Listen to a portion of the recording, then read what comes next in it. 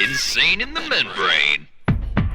Welcome to Insane in the Membrane. This week I'm joined by the brilliant Alexander Bennett. Hello.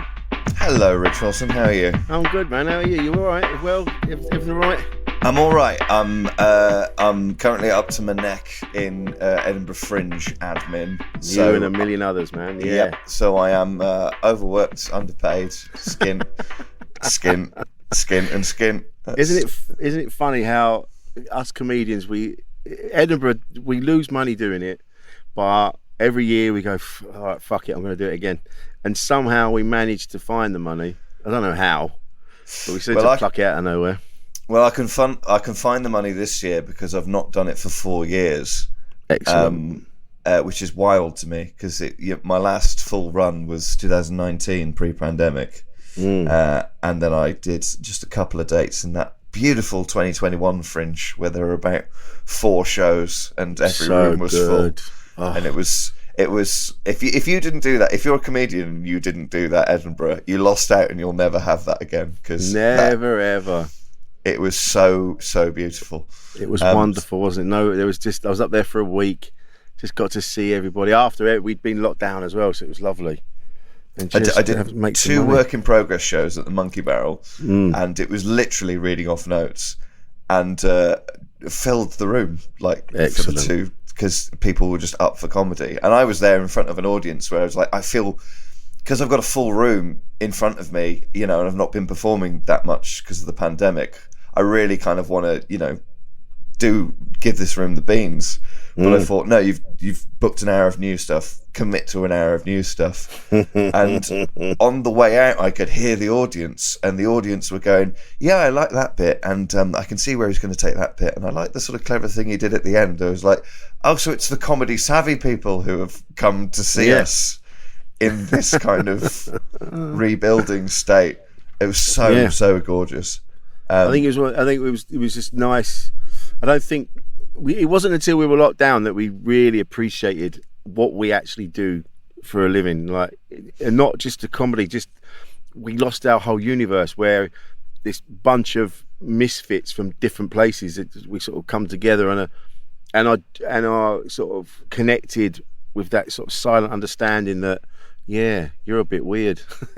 Yeah, do you know what I mean? And that's why when we lost that and we were a bit like, oh fuck, now what? I've got to.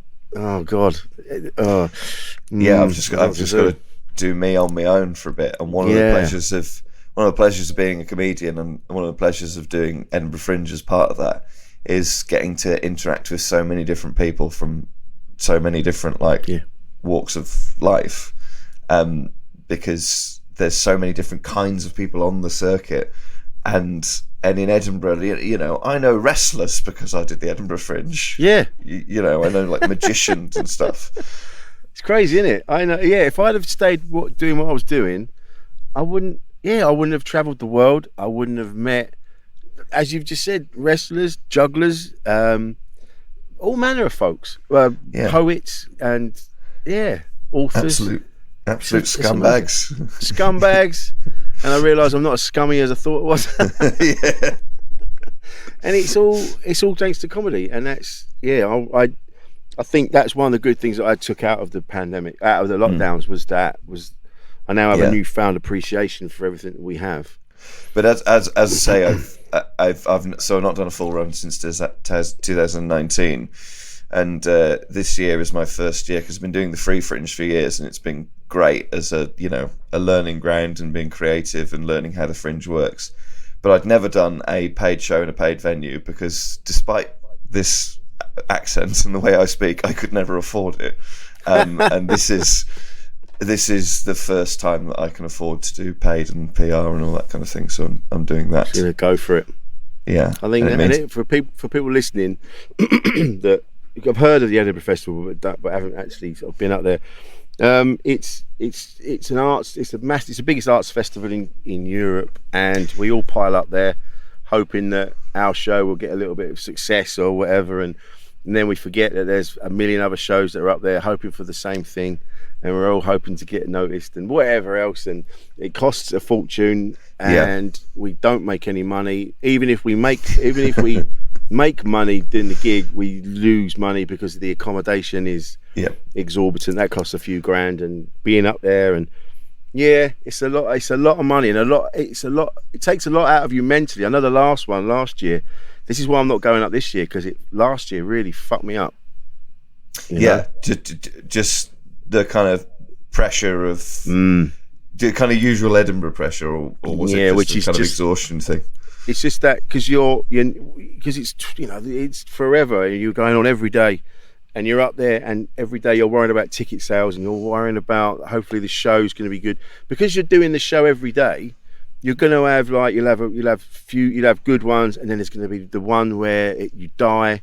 It's like you have a whole comedy career in 3.5 weeks, and it's brutal, you know. And last year we had other things to deal with, like people haven't got enough money now, so there weren't as many people coming out. And then we had the train strikes, then we had the dustman strikes, and we had everything going on. And it took a lot. It took a lot last year, and I just I can't do it. It is like a whole career in a month. You get that initial sort of, you know, your previews at the beginning of the festival. That's open spot season in a comedian's life. That's you getting on your feet, and then there's that initial week of real optimism, and that's the sort of start of a comedian's career.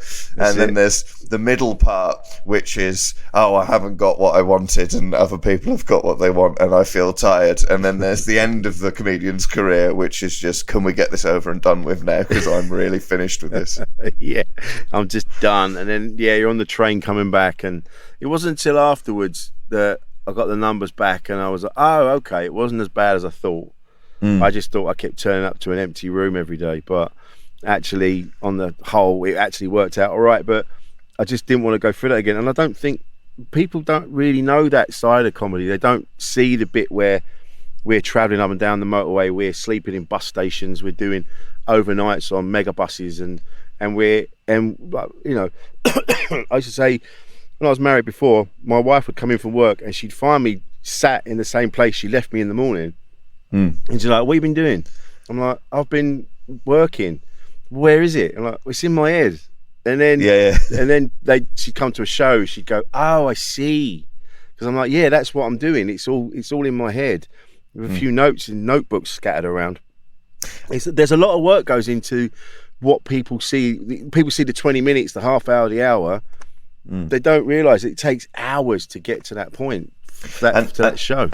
And there's a weird balance, you know, from a kind of, you know, talking about how this stuff affects you mentally. There's a weird balance, and I imagine this is true of other creative industries as well, where you have to give yourself that sitting on the sofa time to let the ideas come, to let the back of your brain kick in, to give you the good ideas. Because I think most comedians will tell you, this is certainly true of me, it's probably true of you as well, you can tell me different.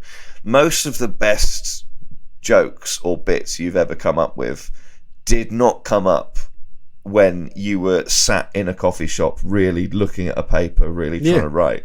Most of the best bits appear because you've given your brain enough time to have the space for something that you're not in control of at the back of your brain going on to kick in, and then you go, oh, that's a perfect idea for a joke. Those are always the strongest bits, and then the work is kind of tying it all together. But in comedy, and presumably, you know, if you're a musician, this must be true as well, you have to balance that with this kind of, we are all our own businesses. It's for people who aren't in the comedy world, it's what we are is we're a business. We market ourselves and we deliver a product, and we have to kind of increase the market value of that product, and you have to have all of that going on at the same time as trying to give yourself enough kind of mental space to go, what's a really interesting and funny thing that I could talk about that also makes a point about something else, or it's a very weird mixture of disciplines. It is, and now it's, I mean, this has been said on here many times, but now it's even more. When I started in 2004, which doesn't sound that far away, you know, but it's in the 2000s, so that's fine. But coming up on 20 years, Rich. Coming up on 20 years next October. It's you kind of, all you had to do was worry about your material. All you had to worry about was booking your gigs, getting to the next gig, moving up and getting to the better paid gigs. now there's just so many other things you have to do, because a lot of promoters now will go, oh, you've got this many followers on whatever, you've got this much output, you've got an audience, oh, that's gonna, if we book you, then that audience will hopefully come to our club. So there's this whole new pressure now that was never there before, you know. And it, like you say, it's all these different disciplines. And then, you know, someone else sort of comes in and goes, what have you been doing all day? And you go, I couldn't even begin to tell you, but it looks like nothing. Yeah. And you've got to give yourself the space to do nothing, because that's the only kind of the thing about the circuit changing. So probably the unusual thing about it's less unusual these days. But the sort of more unusual thing about me as a comedian is, so I'm 30 now, turned 30 at the end of last year, but I started gigging when I was 15. Wow. So I started in 2008. Bloody hell. Yeah, I've been going a long time for how old I am. And I remember the circuit changing as well. I remember Michael McIntyre breaking, because I was gigging before he broke on mainstream success. And the circuit has changed a lot in terms of what people's priorities are, how people sort of move through the profession. It's a very different thing. In some ways it's a lot better in terms of, you know, the kind of people that you are seeing on stage, in terms of, you know, a broader range of people, different backgrounds, but comedy has become a lot more like pop music. It is focused on the thing. What's the new thing that we can see if we can make a sec? In the late 90s, early 2000s, it was comedy's the new rock and roll. Comedy is pop music now. It is pop music. Yeah, you're right. What can we sell? What's the thing that we can, you know, pump out? Yeah, you're absolutely right. And there's so many people doing comedy now. Like you just said, you've probably seen this as well. When I started out, you sort of knew everybody, you know, and you'd see each other at gigs, and every now and again you'd be away together wherever. But now every week I'm meeting somebody new, and there's so many people doing it that it's difficult to keep up with it all. Yeah, it's an odd one, particularly when you see, like, and this never used to happen, but you'll see, like, you know, on like Chortle or like a comedy news website, you'll see you know, who's in this new TV show, and you look at the TV show and you go, well, I don't even know who that is. How have they got booked for that? I've never even heard that name before. There's a lot of people that are writing behind the scenes as well, that suddenly you're like, well, where the fuck did they come from? And now they're, you know, there are so many different things going on now. You can't keep up with it all. You just got to focus on what you're doing. Hope, you know, because if you got to work on your own act and keep it relevant. Otherwise, there's so many people now that they're just going to go, well, Rich hasn't written a new bit of gear in years, so we're going to we might get him into MC, but we're gonna focus on the people that are changing it all the time, and there's a lot of pressure. Yeah, it's a lot of pressure. Yeah, that's why I didn't get in this for pressure. I got into this because someone said you can make some money telling jokes. I was like, yeah, fine. Yeah, I'll do that. Yeah, I got into stand-up because I loved like comedy movies and sitcoms. Like I was raised on Ronnie Barker. That was my amazing thing. Because my dad's my dad just basically sat down and went, right, we're going to watch Open All Hours and Porridge, and I still think Porridge is one of the best sitcoms ever made. Absolutely, without a doubt. Yeah, I love it so much, and I loved him, Ronnie Barker, so much. And I wanted to get into that. I wanted to be like a Ronnie Barker actor type, but it's just not accessible where I'm from. I'm from Shrewsbury in the Midlands. Okay. And although nowadays there's a lot of money knocking about the town, there wasn't in my family. So what stand up was it was a thing that you could ring a guy and go, can I do 5? And he'd go, yeah, all right. That's your obstacle between you and trying to be creative. That was it. Yeah. So where does the accent come from then? Because you sound like you're from Money. Or that's just my uncultured ears.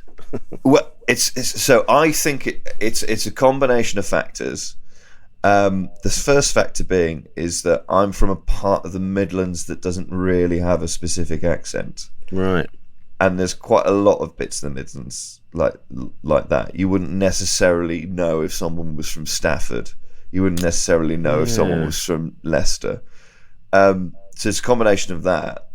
But also, when I became obsessed with comedy, all of the people I was obsessed with were Cambridge educated. Right. So I'm watching the Pythons. Ronnie Barker's natural speaking voice was a very posh RP speaking voice. Peter Cook, and a lot of the comedians that were sort of coming up, sort of more current acts at the time. And I thought that Rowan Atkinson as well. Right. Yeah. Was a huge influence on me. So it's basically you imitate the people that you admire, and you try and for some people, growing up, that would have been like a music scene. So you dress in a punky way if that's what you're into when you grew up. And for me, it was about having a sort of this kind of slightly withering voice, and it is at odds with. I don't want to see. There is an issue in comedy with middle class people pretending they're working class. I don't want to overplay my hand here. I did not grow up on a council estate, and there was food on the table, but my dad was a builder and my mum was a teaching assistant, and neither of them went to university. And it was a working class upbringing in quite a nice town. That's how I put it. So I became this basically because it was aspirational. It was the people that I want to be are like this, so let's be like this. I actually don't know why I sound the way I do, because my dad, I've said this before, my dad was a civil servant, and my mum, I think my mum's side of the family, very working class, but my dad's side of the family, they're from the West Country, but had kind of hyacinth bouquet kind of levels of, higher standards. So yes, we lived around a council estate. We're not right on it, and we lived in a house sort of on the edge. So I grew up with geezers, so maybe that's where it comes from. But I'm not really like that. I'm not a big football fan. I'm not someone that I'm not good. But whenever someone, I'm always described as a geezer, and I'm like, I'm not a geezer. I just appear to be like someone. Dave Longley said you sound like someone that could get me a new pair of trainers or a gun. And I'm like,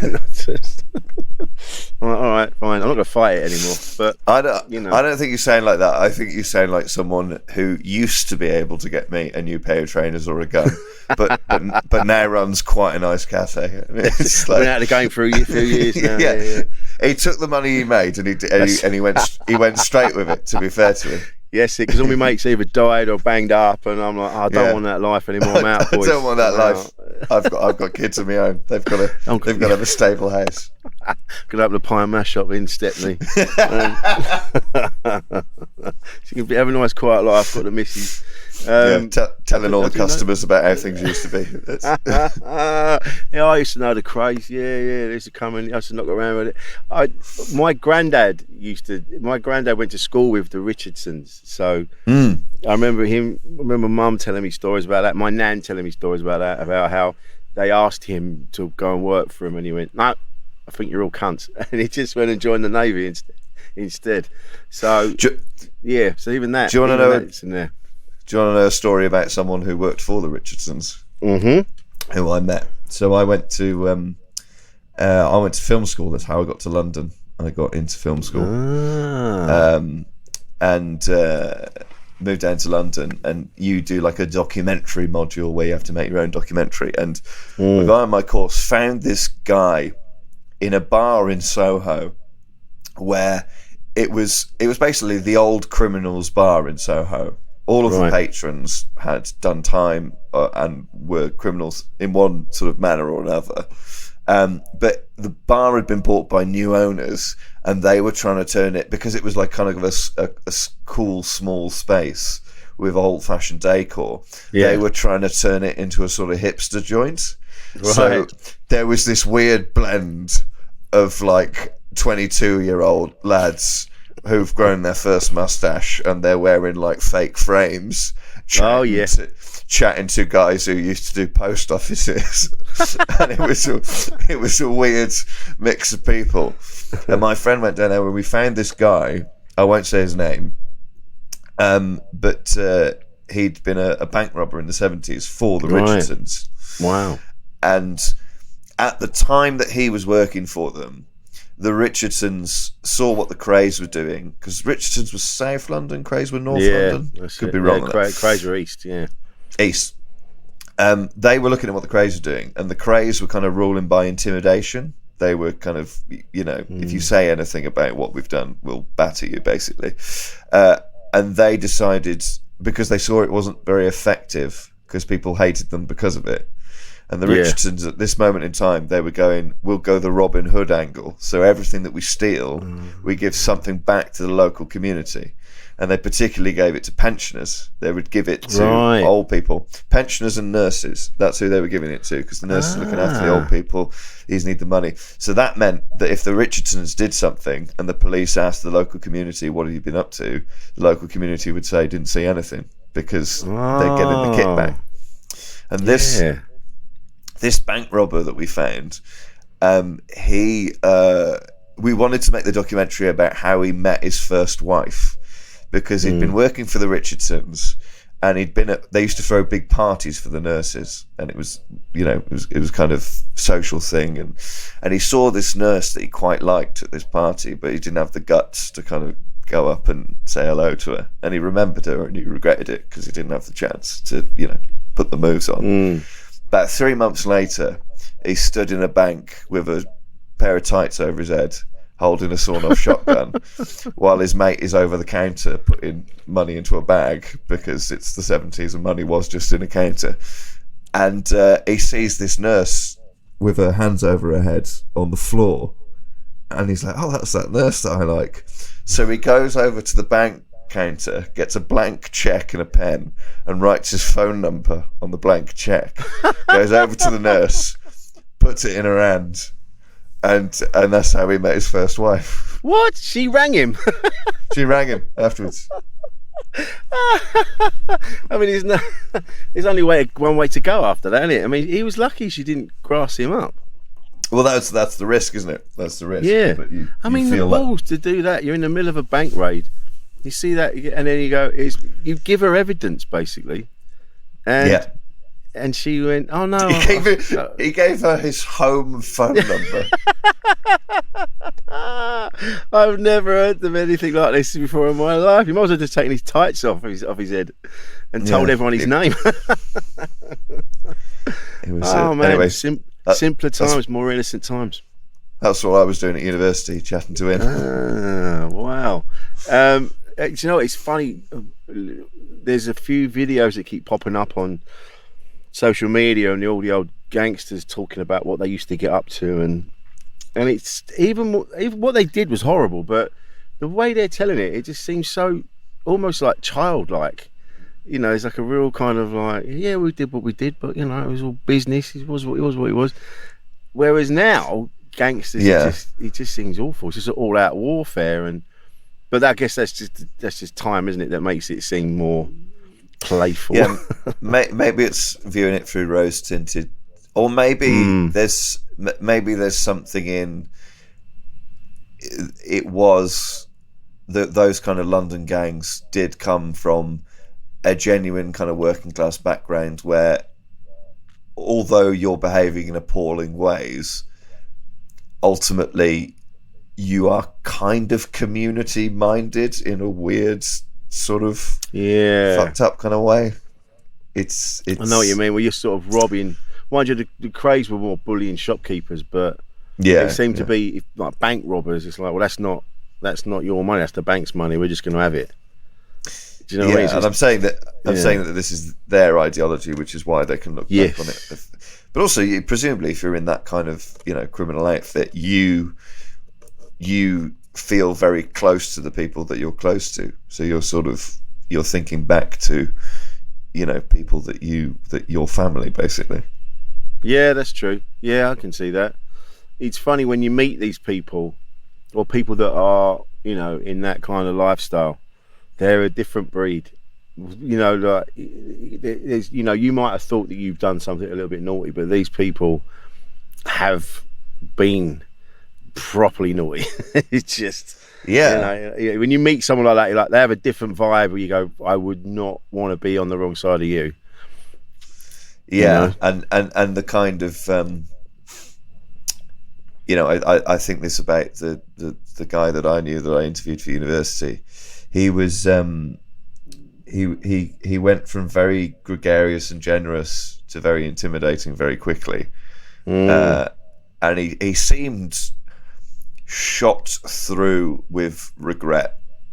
Oh, really? He knew that I think one of the reasons that he was so focused on his own children, which is the reason that he moved out of the game that he was in, was his feeling was, my life has been wasted, but I can give it value by giving theirs value. Wow. Yeah, he's not a happy man. No, I mean, that's it. You don't get into that. I mean, well, yeah, there are people that get into it because they like it, but majority of people, it's just circumstance, isn't it? They kind of just end up in that environment. And yeah, I'm glad. Yeah, I knew people like that, but I never got involved. And there was someone I knew, and I needed some money for rent or something. And he went, "I'll sort you out." I'm like, "Absolutely not. I don't need to owe you money." Yeah. Because I know we're mates, but you'll have me upside down in a fucking barn somewhere. You know, I don't need that. I never knew people like that growing up, but because I was I was at school. I was the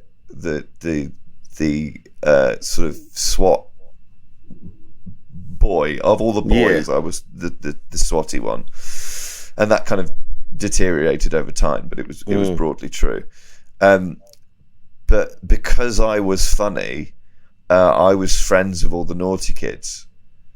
To the point where teachers would say, "Can you keep an eye on them for us?" It's like, no, I'm not being a snitch for you. Yeah. But that meant that I didn't, like, as a kid, and I'm talking like, you know, 13, 14, 15, 16, I'd met a lot of drug dealers by that point. Yeah.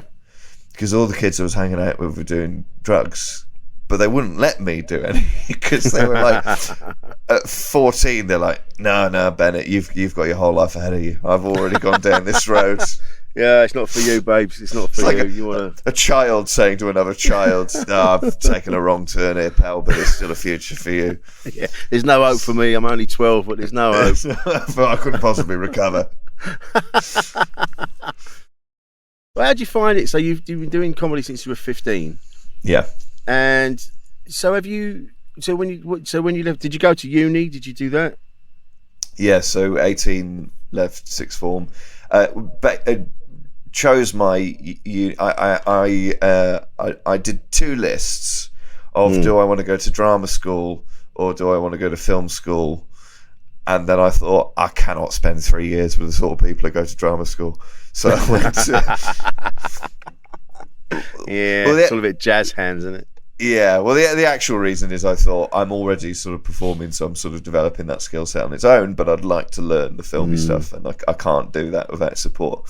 And then basically chose all of my universities on the basis that they were in London, because that's what I wanted to do. I wanted to move to London and do comedy, which at 18 I did. The film school was fairly intense, so I didn't really get to kind of apply myself until afterwards. But yeah, that's how I got down to London. Basically, was through uni. That's a good plan, though. You obviously had something about you that, you know, you sort of that you could work that out. I wouldn't have been able to work that out. I just sort of ricocheted through life. I was like, I don't want to do school anymore. And then someone went, "Oh, I've got a job at this removal place. Come and do that." I went, "Yeah, fine," and just kind of just wandered off. And I've just kind of bing-bonged my way up into being a comedian now. Well, I definitely. I have had a very strong idea that I wanted to do writing and performing things. I originally wanted to be a cartoonist because I was obsessed with cartoons and I used to draw all the time. But then I sort of worked out that what I liked about the cartoons that I liked was the writing and the performances, really. And yeah, for me, it was just about getting down to London because I felt so stuck in my town. Because Shrewsbury is a very nice place, and you know, people go there now and they look at the high street and go, "Oh, this is a very posh little town." And it's lovely. I would and I would say most high streets in towns look nice, and then there's a whole other town, and then there's a whole other town 20 years ago. But it was just about getting to London, and it seemed the only way that I was going to be able to do that was to go to uni and build some connections at uni, so that when I was out of university I would be able to kind of support myself down in London. But then that's my thinking from my perspective. My teachers, because my grades were pretty good, they were trying to put me on the sort of Cambridge path. Right. They're going, you could do this. And I was going, no, I want to go to film school. And boy, do I regret it. I was going to say, do you regret that now? Yeah. Listen, say what you like about those two universities. They open doors. Yeah, they do. I think there's a bit in Bob Mortimer's book about that. I think he got offered a place at Cambridge and then just went, no, I don't want to, and just went to, I don't know where he went, but I can't remember where he went, but it wasn't Cambridge. And his mum was so disappointed, because he comes from Middlesbrough, a very working class town, and he got a chance to go to Cambridge and he fucked it. Yeah. He hasn't done him any harm. No, he certainly hasn't. No, because because he would. I'm trying to think how old he would have been when Big Night Out started. Because he must have been early 20s when that. It would have been. Yeah, he would have been early to mid 20s, maybe. But even then, when I was younger, I loved comedy, but I never thought I'd be doing it. I was never around anybody that kind of had those ideas, and I never thought, I didn't have it in me to go, well, if there isn't anyone around, just do it yourself. Never occurred to me. It's like being a musician. It was like that's what other people did. I always wanted to, but I never really. I would have needed someone to go and do it. I never really had it in me to do it. It's like comedy. It was other comics when I was working as a barman, and they were going like, go and do comedy. You'll be able to do this. You're really funny. It took other people to say it. So for you to be at that young age and going, I'm going to fucking do it. That's really impressive to me, anyway. I think that's great. It is a bit odd because I was incredibly nervous, like child and teenager. Oh, really? Quite shy? I had a stutter. Did you really? I had an anxiety-driven stutter. Yeah, right. Do you think that's that's another place where the accent comes from? Is like focusing on what you're saying, and enunciating and. Yeah, maybe actually. Do you know what? I hadn't considered that, but that might be. Yeah, I do also. I do tend to speak in a kind of slow and considered way, and that is partly, I think, my brain's trying to form anxiety. Like an anxiety stutter is your kind of brain's trying to get too many ideas out at the same time, right? And it doesn't. The sort of physical. No doctor has ever spoken to me about this. It's just it's classic my parents kind of working class parenting is like, you had a stutter but it disappeared, so we stopped worrying about it. We kept an eye on it. Yeah, so it was, and I was incredibly just a ball of anxiety. So it was weird for me to, but then the way I said to my parents, because to give my parents their credit, of which they are due a lot, because I was 15 and there weren't any gigs in my hometown. They had to drive me around the Midlands as a 15-year-old, and I would get to pubs that I wouldn't be allowed to go in through the front door because that would be breaking a licensing thing, but I could go in through the back through the kitchen because it's sort of weird workaround to get around the licensing laws. I think that's it. If you can have kids near food. Yeah, and then they're allowed in the pub. Well, they're allowed in the upstairs room of the pub. Yeah, and I latterly I've said to my mother, I was like, it was very unusual thing for you and my dad to do, and unusual sort of, to drive a 15-year-old to Derby, and and then because I was so desperately nervous, I wouldn't let my parents watch me, so they would go and get the big shop done. They'd find a massive like Tesco or Sainsbury's and go and get their weekly shop done, and then I'd do my gig, and then we'd drive all the way back.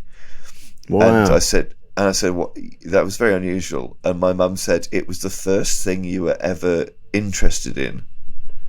Ah, yeah, that's interesting. They were like, we were a bit worried about you because your grades were good and you read, and that was sort of, for them, that was their sort of markers of he's going to be okay. And me and my sister both read a lot, and they were like, okay, so they're absorbing information, they're learning, that's good.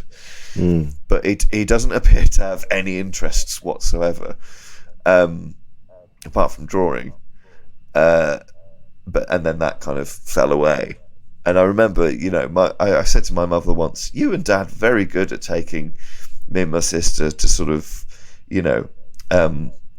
castles and stuff, and like, little science exhibitions. I was like, you're very, very upwardly mobile, parents, and sort of, we're going to try and do that. And my mum went, we were just trying to find something that you were interested in. It's like, it's my sister Ashley. They were like, she had her face in a book. We were fine with her, because my sister just read constantly for her whole life. And my mum said, when you said I'd like to do this, it was the first like self-motivated thing that you'd ever done, where it's like, I have an interest, and that interest is I want to get in front of people and do a thing. So they were kind of like, yeah, absolutely, let's take this sort of slightly nervous teenager and who has developed an interest and support it. So that's the only way I owe it all to them, because I couldn't drive to Derby as a 15-year-old. They could. Well, you could have done. There's a lot of people from Derby that used to drive at a young age without a license, I'm sure, like the town I grew up in. But I grew up. I was very shy, very shy. Even now, sometimes it sort of kicks in, and I find it debilitating, and I can't do the thing I need to do. But for some reason, I just have this. I'm just drawn to being up on stage and making people laugh, and it's not even attention that I'm seeking. I'm after I love the thrill of that laughter. I'm addicted to that now. When I feel, when I do a gig and I get that first laugh, I feel all my anxieties kind of like drift away. I'm like, there we are. That's the good stuff, I've got a bit. I was chatting to previous guest on this show, Shan Doxey, the other day. Excellent. Yeah, she was great. And she is great. A fabulous comedian and human being. But I was through chatting to her. I've got a bit of a theory about this. Is that a lot of comedians are anxious people, and they are shy people and nervous people. And I think one of the reasons that we are drawn to doing comedy is whenever they do studies of how to live a happy life, all of those studies reach the same conclusion, that the key to the study is the key to happiness is living in the moment, right? Enjoying now. That's all. These studies basically reach the same conclusion.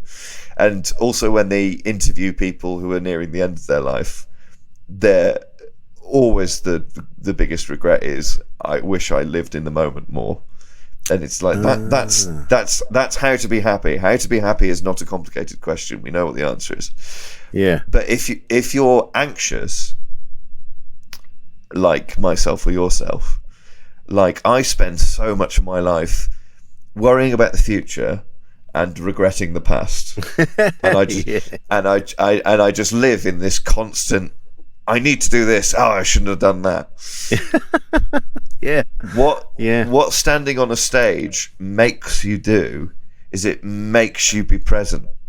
It makes you be there in the moment, because there's a room full of people and they're all looking at you, Rich. and they're all looking at you because you've got to be funny, and you can only be funny by being present. You've got to make that connection, even if you're using, you know, your Club 20 that you've done 500 times.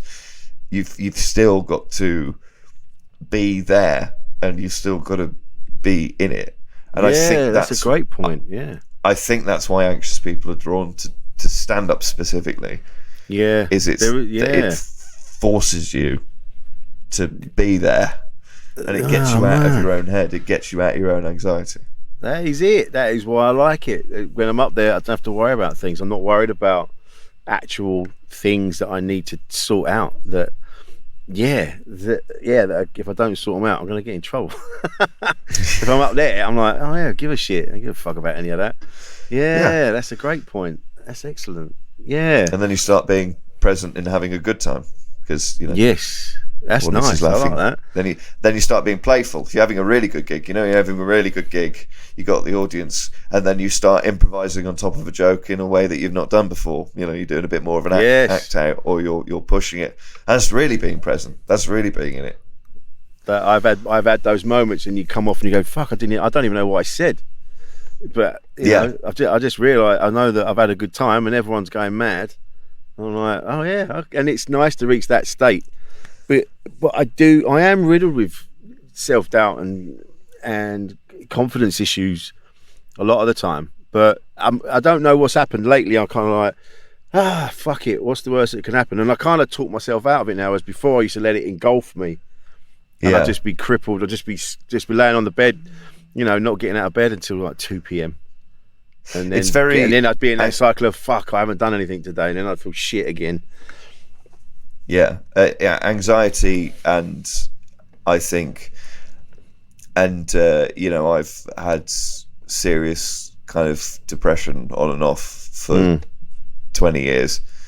The kind of, for me, the kind of biggest sign that I'm in one of those sort of periods is just I'm not doing anything. I'm just sort of stuck and kind of paralyzed by it. That's sort of the biggest thing, I think, is that kind of anxiety. It just keeps you in one place.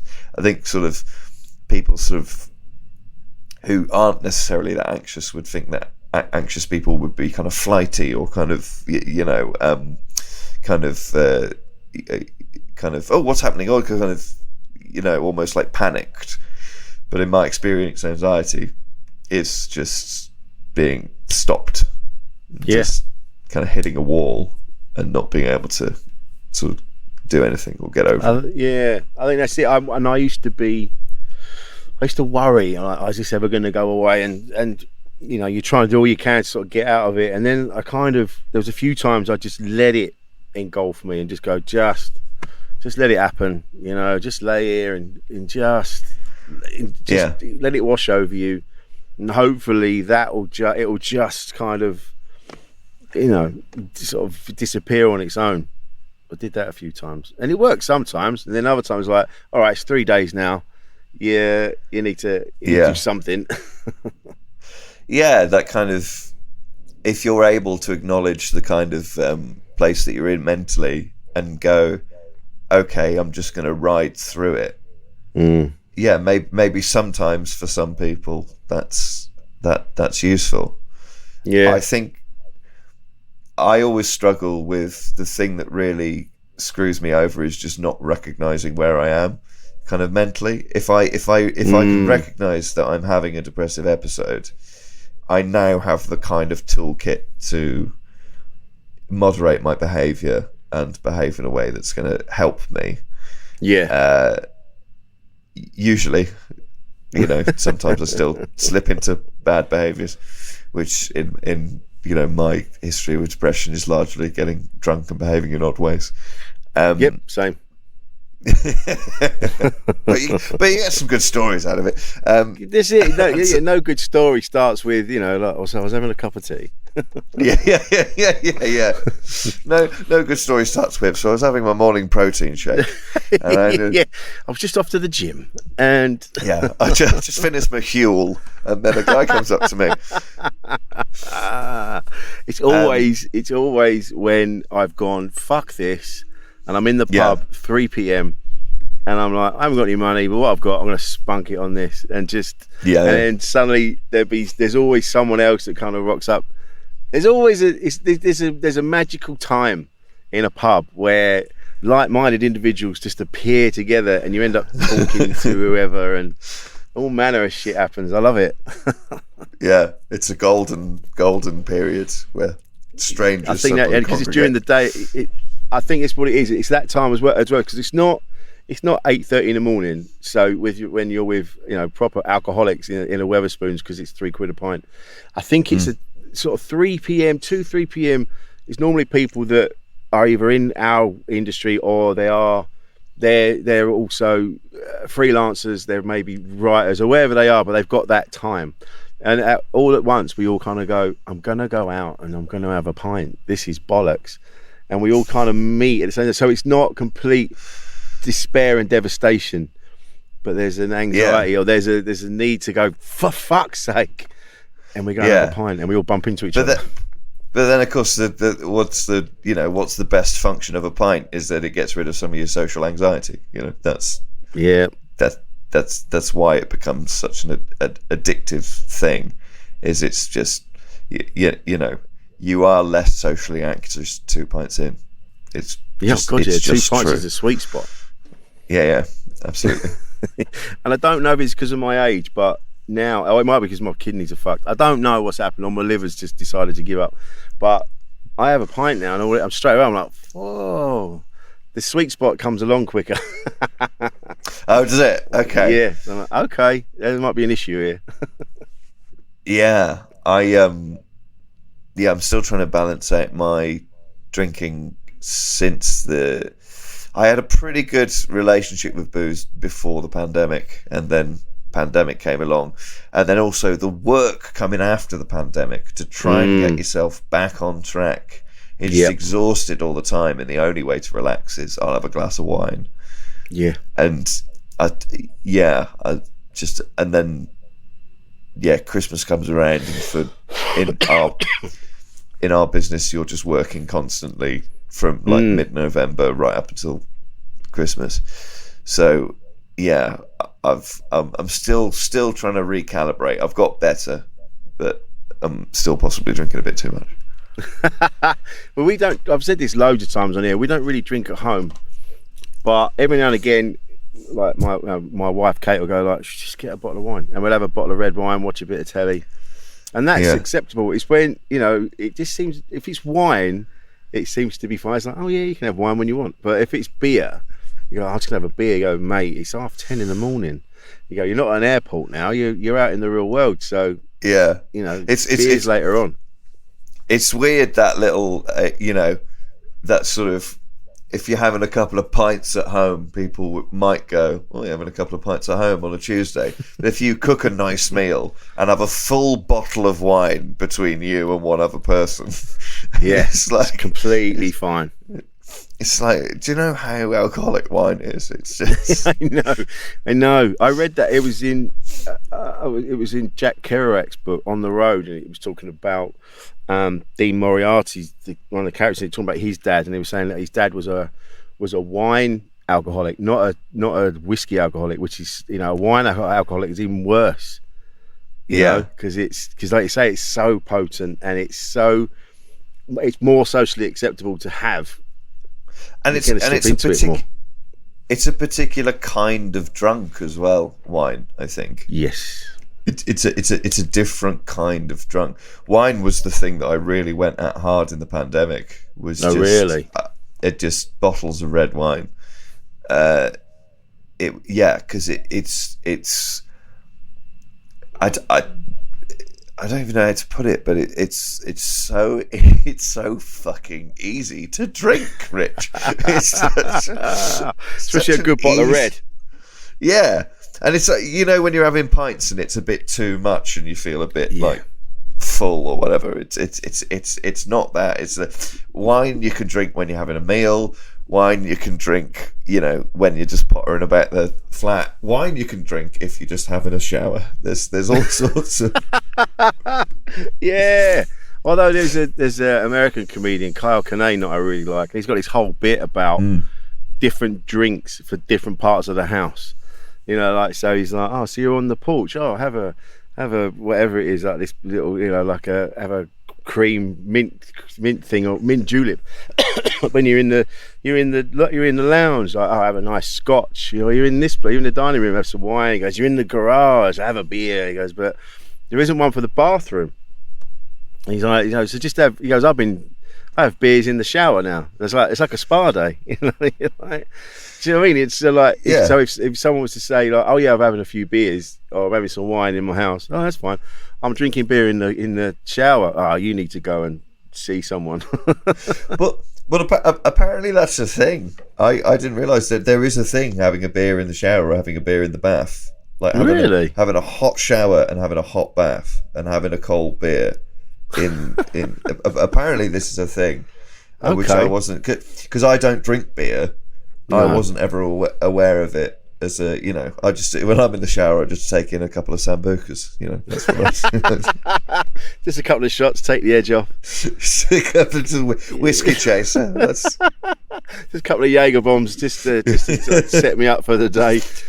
I'm just having my regular yard of ale in the shower. I can imagine that, just all the water cascading down off. Yeah, just coming down like that. Oh, lovely. Yeah. Oh, that's got me started all down your face. Oh, lovely. That set me up for the afternoon. That's good. But are you all right now though? You say you've tempered it a bit. You're drinking. You've calmed it down a bit. Yeah, I think it's just about you know, I've got a couple of mates who are sober, and what they can't have is a relationship with alcohol. Because it never works for them. And I think what I've got is a relationship with alcohol that sometimes is healthier and sometimes is not so healthy. And same. So long as you're consciously aware of it and you're consciously trying to put yourself on the right side of the line, you know. There's also, you know, related to our profession, we work in pubs and bars and places that serve booze. Also, we come off stage, you know, 10:30, 11 o'clock at night regularly, and then it's like, okay, go and, you know, get a normal night's sleep. It's hard to do that without a drink. Yeah, and you should do it without a drink, but you're not going to do it all the time without a drink. No, it's I think it's about the relationship. I think. Yeah, and it depends what gigs as well, because there are some gigs where I won't drink. There's a few where I'm like, oh yeah, I'm going to be in town. Yeah, I'm going to have a drink tonight. You know, and that's when mates will come and meet me as well. They'll either come to the gig or they'll come down afterwards, and we'll have a drink. And so so it's not. I don't drink at every gig, but there are some where I'm like, I know I'm going to have a drink this weekend. I'll tell you what I've got much better at is if I've been out drinking with mates or you know, gigging and then having a drink after. I don't really drink before I go on stage, but if I'm done, I'll have a drink. I've got very good at now, instead of getting home and cracking open another bottle, I'll have a cup of tea. Nice. Or I'll have a glass of water. I usually go for tea because the kind of process of making it kind of focuses me and kind of, it's more effort, so therefore I'm less tempted to go, oh, I will have another bottle. It just kind of steadies you. Well, I think because I'm like that, and I think that comes from every time I've got back and gone, yeah, I'm gonna have another drink, I never finish it.